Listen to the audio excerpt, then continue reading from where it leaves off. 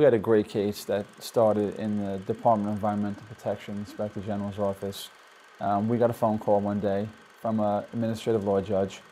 She had an individual that came before her court.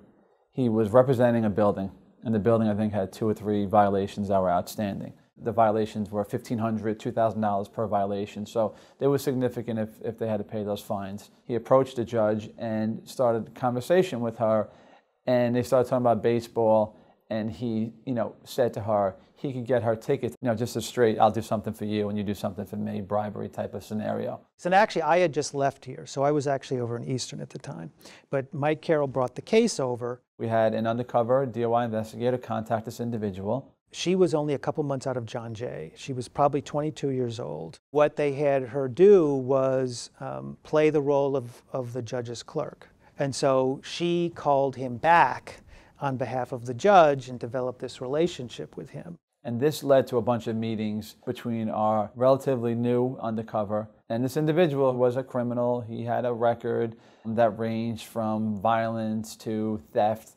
He had a lot of issues. At his suggestion, they were going to come up with a scheme in which they could fix other ECB violations for other contractors by somehow funneling them to this judge. But the defendant, because he did ultimately get arrested, and the undercover would work together to create this scheme in which they could charge, a fee to fix these violations. Our undercover did a phenomenal job. They met numerous times. He gave her Yankee tickets. We did a phenomenal undercover where 4 DOI undercover investigators met him up at Yankee Stadium. They watched the game. He walked them in. We have a great photo of the subject with our undercovers. His arm is around them. He's taking pictures with them. He just thought this was just a lot of fun and he was going to make a ton of money. So she did the undercover operation for 3 months.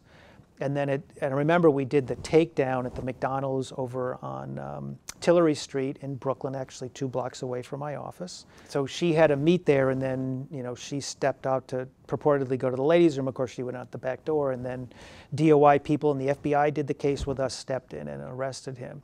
So not only did she get to testify in the grand jury, and I was the prosecutor, but the guy was unwise enough to go to trial, and she got to testify at a trial before Judge Weinstein.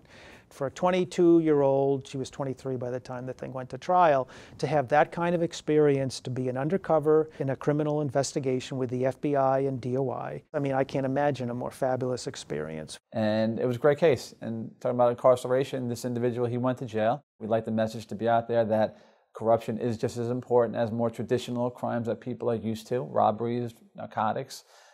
Corruption is far-reaching and the impact is tremendous. And seeing this person go to jail, it was great to see. It was great to see the hard work pay off in that case.